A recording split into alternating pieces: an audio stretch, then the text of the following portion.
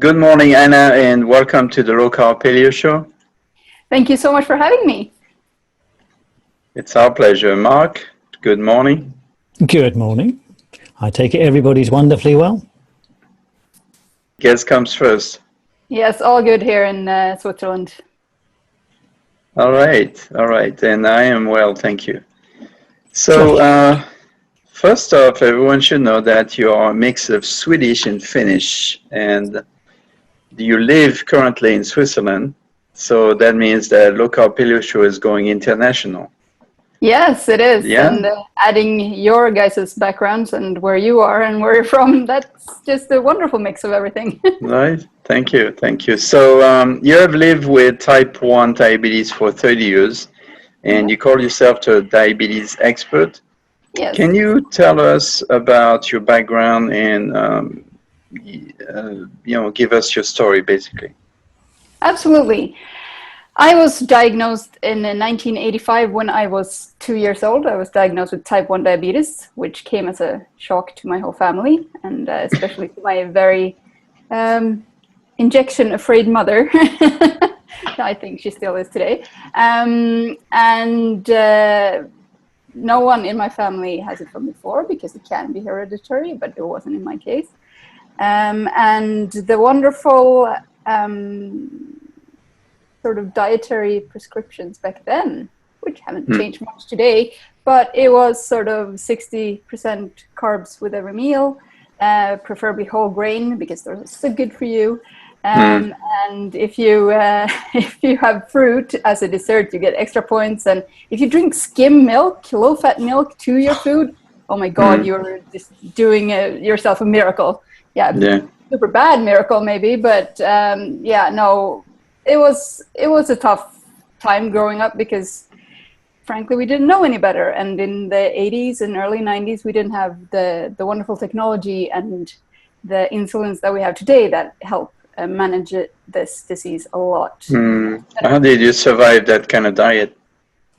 Well, I didn't. I ended up in my teenage years being very rebellious because, of course, nothing worked. Whatever I did, it didn't work.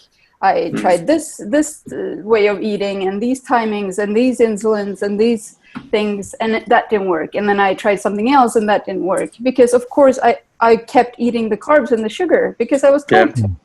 Right.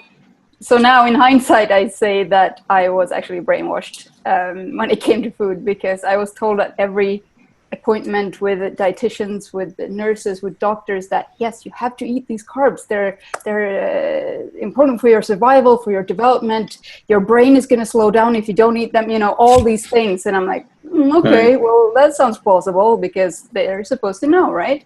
They were my experts at that time. Right. But not only, of course, we know better now, but that's actually dangerous for you, right? Yeah, of course. The diabetes is the whole point of that. You can't process sugar and carbs properly like a normal healthy person does. And adding then loads of carbs and sugar to that, for me, is like fueling the fire. You're just making everything so much worse. Fine, you can't cure yourself from type 1 diabetes. It's an autoimmune disease. It's chronic. I will unless they figure out a cure pretty soon, I probably won't live without it in my lifetime. But you can make your management so much easier if you just cut that down. And that is what I keep sharing with everyone that I meet. Right. So you're a proponent of the keto diet. How did you find out about the keto diet and, share your experience with what happened when you started to go that way?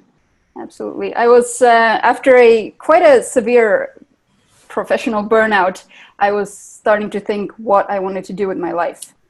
And I thought, after many turns and twists and all of these things that wonderful life gives you, I started thinking, well, why don't I do nutrition? At that point, I had lived with type 1 for 26 years. And I thought, hey, it's going to be easy to become a nutrition coach. I can help other people eating right and all this stuff. It's going to be fantastic to do this. And I'm going to help so many people. I didn't help, in the beginning, I didn't help that many people, only this one myself. Mm. N=1 experiment. But my teacher, when we were talking about carbs and insulin and how that whole functions in the body, he pointed me out in front of the class and he said, Hanna, you don't even produce insulin. You should really think twice about what you're eating. Mm. And I was like, what is happening right now? How is this person who is not a doctor, not a nurse, not a dietitian, and he's very advanced within sort of nutrition science, but he's not a dietitian. How can he tell me what I'm supposed to eat when no one else has been able to for 26 years? Right. So I got really annoyed, I was angry, and I was frustrated, and I felt betrayed, and I felt like I'd been lied to, because that was essentially the truth. And so I slowly started going from the ADA, very high carb sort of way of eating that I've been told to eat for so long. I started cutting out slowly. First I cut out everything with gluten, and I immediately saw on my blood sugars how much better I was doing. And then I started cutting out all the other grains, just step by step, cutting down on carbs. And with every step, I noticed how much better I was doing, how much better values I had, how much less insulin I needed to take, because this is the problem when you have type 1, that if you add a lot of carbs and then you have to add insulin to cover for it, you have this very volatile equilibrium sort of thing that you can't sustain. It's very difficult to sustain it. So the less carbs, the less insulin you have to sort of moderate it with, you have a lot less changes, and then you're essentially sugar surfing rather than roller coasting your way through life. Right, and for me, realizing that, I again got very angry at all the advice that I'd gotten, but I started to realize, hey, there is a different way. You can do this, but you can do it in a much easier, much less aggressive, and much more maintainable way, rather than trying to chase after, each big dose. You have to chase with a lot of food, or the other way around, or if you do something. Yeah, there's so many variables that just can destroy a good balance. And if you cut out at least the biggest one, which is a lot of sugar and carbs, then you have at least one problem less with your blood sugar. So can you explain for people that do not know what the keto diet is? Can you explain the keto diet? What is keto, and what kind of food you eat, and how does it affect you? Yeah. So I started sort of liberal paleo, and that was 6 years ago now. Yay. And now I've gotten to a very low, super low carb version of low carb, which is the ketogenic diet, which means that I personally feel the best, and I really thrive when I eat less than 20 grams of carbs a day. Keto can go up to 50 grams of carbs a day. It's very possible, and still stay in sort of and the whole point of a ketogenic diet is that you burn fat instead of sugar. For energy. Exactly, for energy. And so that gives your body this flexibility to burn fat when that's available. And then if you have, for example, for me, when my blood sugar gets dangerously low, then I need to have sugar quite immediately. But it can also burn off that. So I'm quite lucky in that way that I've made my body burn both. But the whole point is that you burn fat for energy instead of sugar. And that's the difference for example, a paleo diet, where there's a lot of things that I can't eat that is allowed, which is, for example, fruits and dried fruits and honey and stuff like that. That is detrimental to my blood sugars and my health. So that's for me personally, and everyone has to find their own sort of threshold of carb intake. But for me personally, a very low carb diet is the best. Okay, so for example, to give people some ideas, what kind of food do you eat? Oh, they should just follow me on Instagram. I post everything there. Okay. But no, for example, if we take a day like yesterday, I had 3 fried eggs in a lot of butter for lunch. I don't eat breakfast, which probably annoys quite 1 or 2 dietitians out there, especially if they work with people with diabetes. But I don't eat breakfast because I'm just not hungry, and I don't feel like antagonizing my body more than I have to with food. So I eat when I'm hungry. So that's usually lunchtime around 1 o'clock. And yesterday I had 3 fried eggs in a ton of butter and a few little decoration vegetables on the side, which I was very happy with. And I kept full until dinner at 6, 7, 8, depending on my schedule. And then I had a really good Italian sort of ragu bolognese sauce, meat sauce with sauerkraut. Okay. Sauerkraut, yeah. Yeah. So Good for the you gut can bacteria as well. right. So you can still eat vegetables. You just have to be careful what kind of vegetables you eat, right? Yes, for example, that root vegetables for me are not great because they're quite carby in comparison to, for example, broccoli or cauliflower or spinach or something like that. My absolute favorite is oven fried asparagus with Parmesan cheese on top. That is my favorite. Sounds yummy. So you typically steam your food or your vegetables, or do you saute them in fat? Well, I use a lot of fat in my cooking, and that's the way I keep sort of enough fat for my body to still thrive on low carb or this low carb. But I've actually sort of stopped adding fat to the meal when it's done. So in the beginning, to get my body going, I used to add a lot of fats like butter or fatty sauces or sour cream or cheeses or something to the meal so that I would feel full. But now I've actually resorted to that it's a lot easier to just put it in the cooking and then refrain from adding it on the plate. So you're so keto, you even put coconut oil on your face. Yes, it's the best makeup remover. It is. I should know. For you women out there. How do you know, Alan? So, so from what you just told us, it sounds like the keto diet is much more appropriate for diabetes than the paleo diet, right? Well, it depends. Okay. And that's where I'm so adamant about teaching people that you have to find your personal limit of carbs.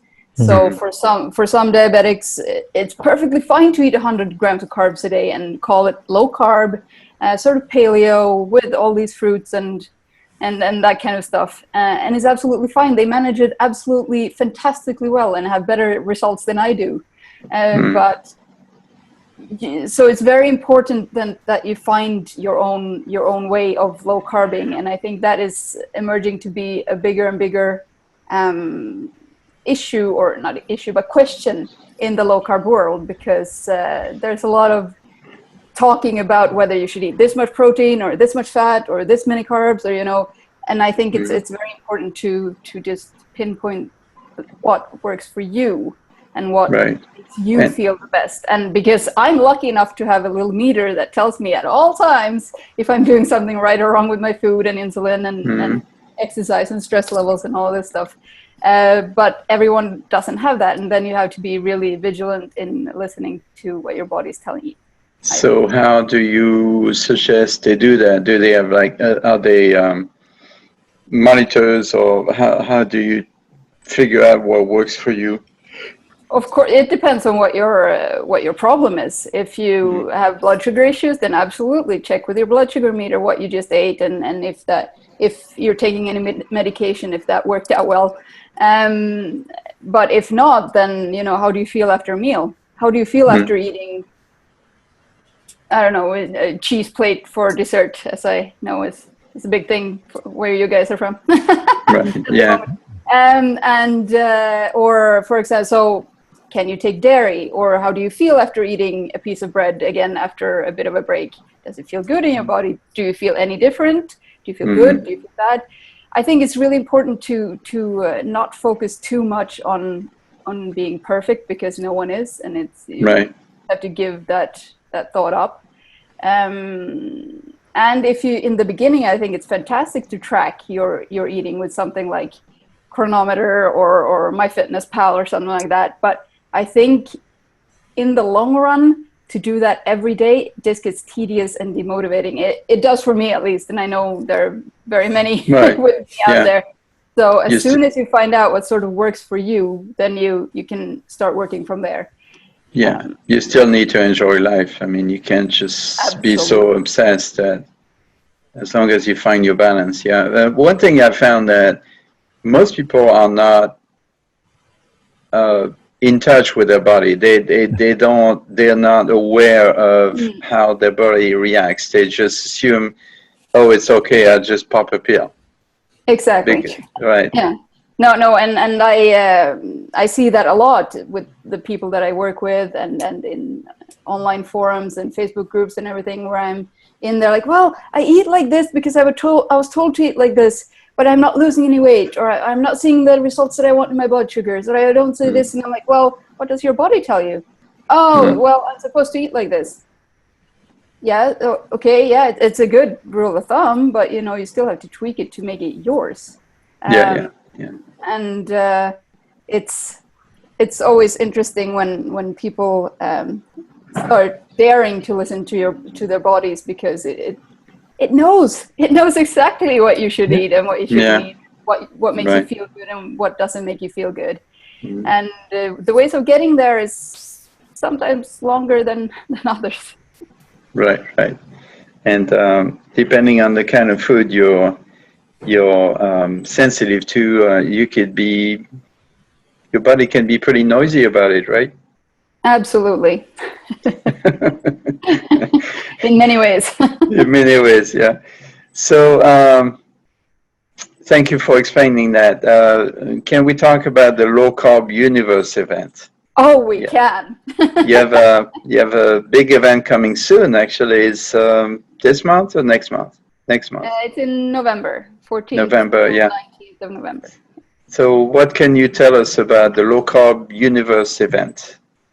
Well, it's going to take place in Mallorca, Spain, which is a lovely little island, for those of you who don't know, in the Mediterranean, with beautiful weather even in November. So I'm hoping, keeping my fingers crossed, that it'll stay that way. And what we're doing is a very interactive event. So we're combining talks by some of the world's biggest low-carb experts with also workshops, for example. And we're focusing a lot on nutrition, of course. All meals are low-carb, high-fat, or at least low-carb. And there's a focus on movement, on joy, on the mental aspect of living low-carb and everything like that. That is usually not maybe paid attention to that much at other events. So we're super excited to welcome quite a lot of people from very many corners of the world to Mallorca and Spain in November. Great. I'm tempted to jump on the plane and come. Yeah. Will you be speaking there? I will, yes. We kick off.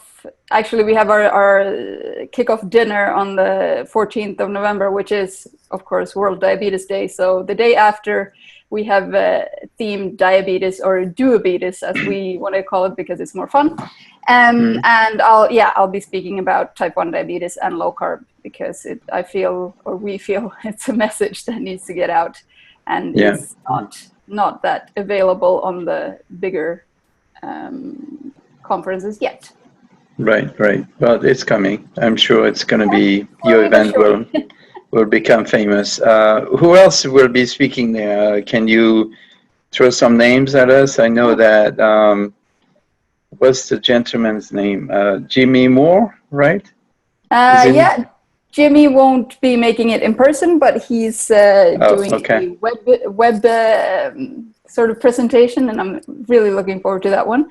But people who are there are, for example, Dr. Eric Westman, Ivor Cummins is there, Dr. Jeffrey Gerber, Stephanie Dodier, who I saw you interviewed a couple of weeks ago. Yeah. And Emily McGuire is there, Jamie Caparoso, Daryl Edwards and his Primal Play sessions. Yeah, great. We have some dance classes going on. We have some yoga. Yes, it's a big old mix of things.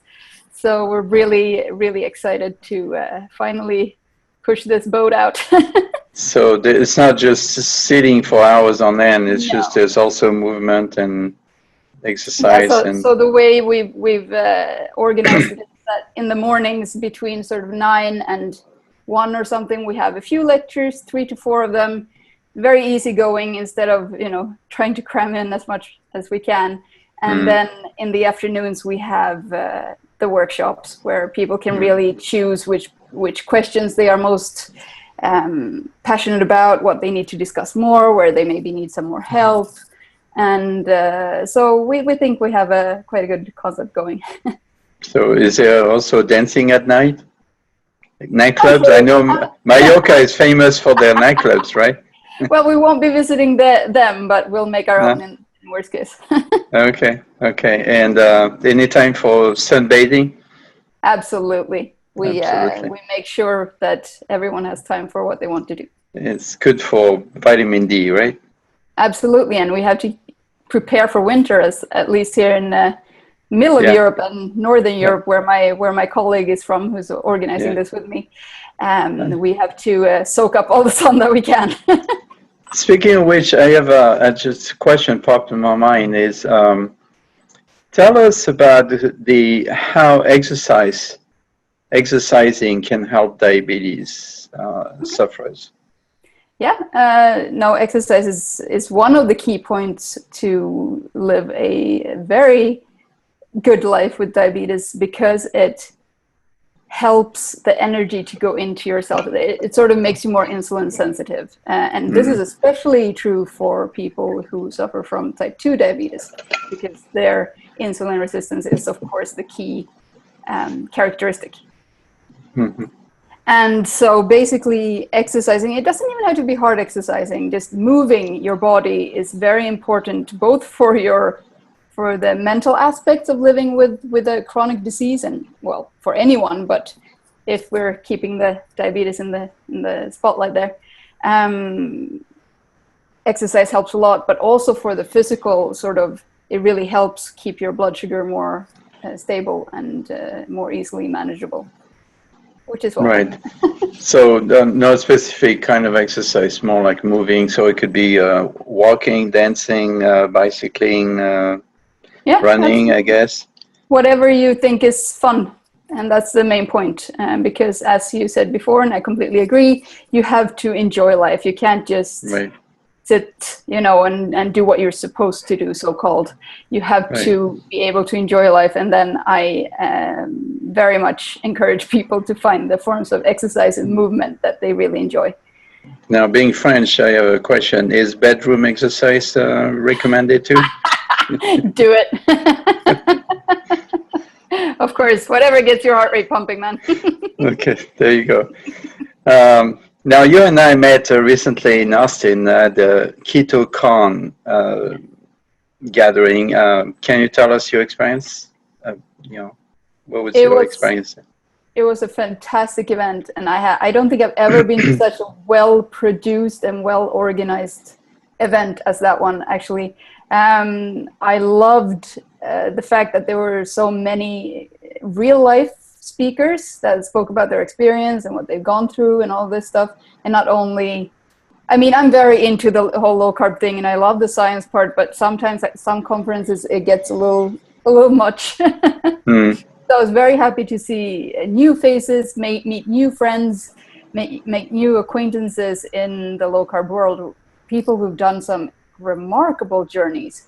And, it's just like goosebump worthy when I was sitting there listening to them. I'm like, oh, wow, I can't, just the recovery from really severe injuries, for example, or or this woman talking about bipolar disease and how low carb has helped her. And it was just fantastic. And I really enjoyed every single part of it. And the audience was amazing. 500 people and nothing but love in that audience. So it was really enriching, and it reminded me of why I keep doing this.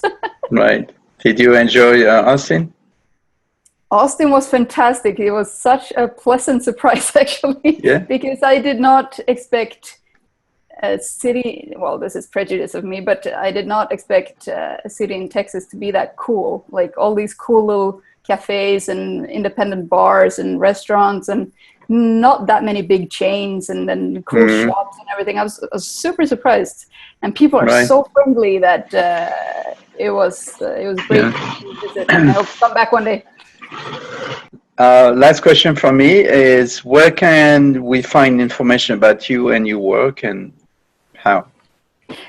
Yes, I have a website where I will pick up blogging again. It has sort of gotten slow there for a while, but I will pick it up again very soon, and that is hannaboethius.com, and I'm sure we can link to that. Can you spell that, because it's not... yes, please spell it so that it's easier for people, because it's not that easy to spell, being that it's a Swedish name, right? Yes, HANNABOETHIUS.com.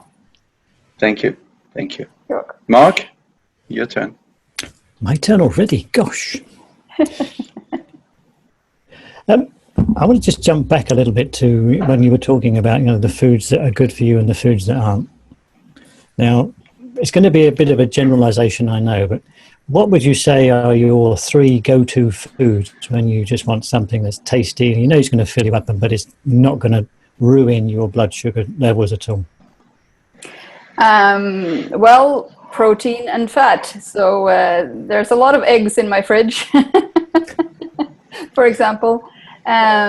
Meat always goes down. Some bacon is never wrong.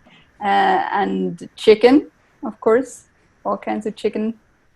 So those would be my 3, I guess. Okay, so let's go the other end. Not foods that we all know, bread and pasta and those sort of things, but what would you say are 3 surprising foods that can interfere with blood sugar? Wow. This is very interesting because, of course, as everything else within health and wellness, it's very individual. But for me, personally, pumpkin can be way too much. For some reason, I react weirdly to raw cabbage. If I chew on raw cabbage, my blood sugar goes up, which is super strange. And, of course, certain sweeteners that aren't maybe sugar-free at all. Right, okay. Right. Which ones are those that upset you? For example, if I buy a powdered stevia that is mixed with the maltodextrin, not good. Right. Speaking of which, is there any kind of desserts that you can have? Cheese. Right, but anything made with coconut oil, for example? Yeah, absolutely. Like there are, the whole of Google is full of low carb dessert recipes, and I'm very thankful. For example, when I have people over, that I can make a dessert that sort of everyone can at least semi-enjoy. Right. Because you could do even a creme brulee with coconut milk and eggs. Exactly. Yeah. And then you could adjust some recipes nowadays with all these new like milk products that didn't exist a few years ago, right? Exactly. And for example, panna cotta is super easy. You can just put sweetener in instead of sugar. Or I make a brownie that I really love, which is without nuts or anything. It's basically it's a bit of cream cheese, eggs, cocoa powder, and a few other ingredients, but it comes out tasting fantastic. So there are ways of still enjoying dessert on keto. Yeah, I just wanted to reassure people out there. Yeah, it is still possible. It's not boring. It is what you make of it. Right. Sorry, Mark. That's okay, not a problem. Now, because of your particular form and the way that your diabetes affects you particularly, you're almost on constant monitoring, I think, for your blood sugar, aren't you? I am, yes. I have a CGM here even. Mm-hmm. Okay. That measures my blood sugar every 5 minutes. That sends it to a little receiver, and then I can basically see, I can see how my blood sugar is doing at all times. So that's very handy and very practical. But of course, then I also have an insulin pump, but these two devices don't talk to each other, so I still have to be the connecting link. So that's where I could maybe see a little bit of improvement on the diabetes management side.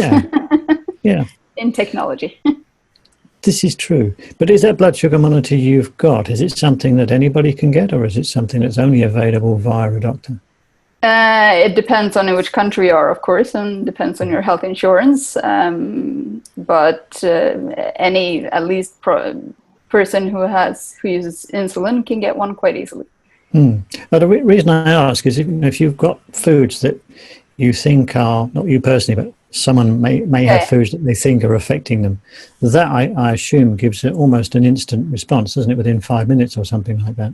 Absolutely. For example, there's another version, for example, in the UK that you can, I think, even buy over the counter, which is called the Freestyle Libre, which is basically you have this coin-sized little button on the back of your arm, and then you can scan with the monitor what your blood sugar is when you're curious to see that. Okay, so it could be a way that people could use to monitor how foods affect them and start to really fine-tune their diets.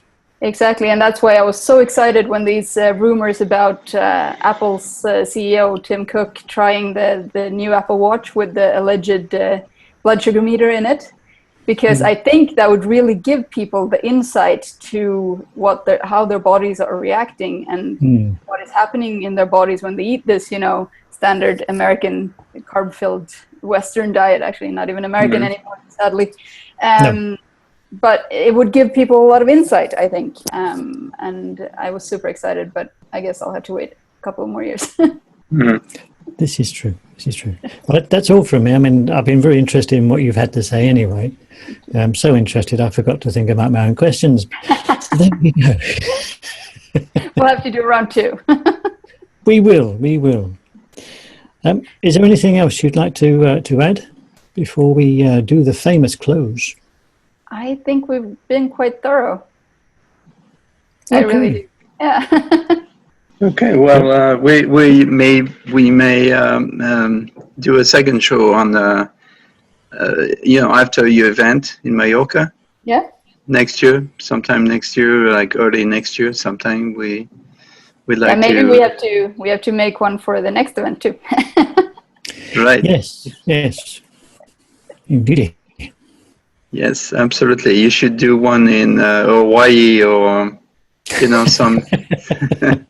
Believe me, we have a list of places where we want to go. Okay. All right. So you change every time? You change location every time, or? Well, we'll see. It's a possibility. Yeah. Okay. All right. Thank you again, Anna, for being on the Local Paleo Show. And as we say in Texas, à votre santé, y'all. Okay. Thanks again, Hanna. It's been lovely having you. Thank you so much for having me. Thank you for coming.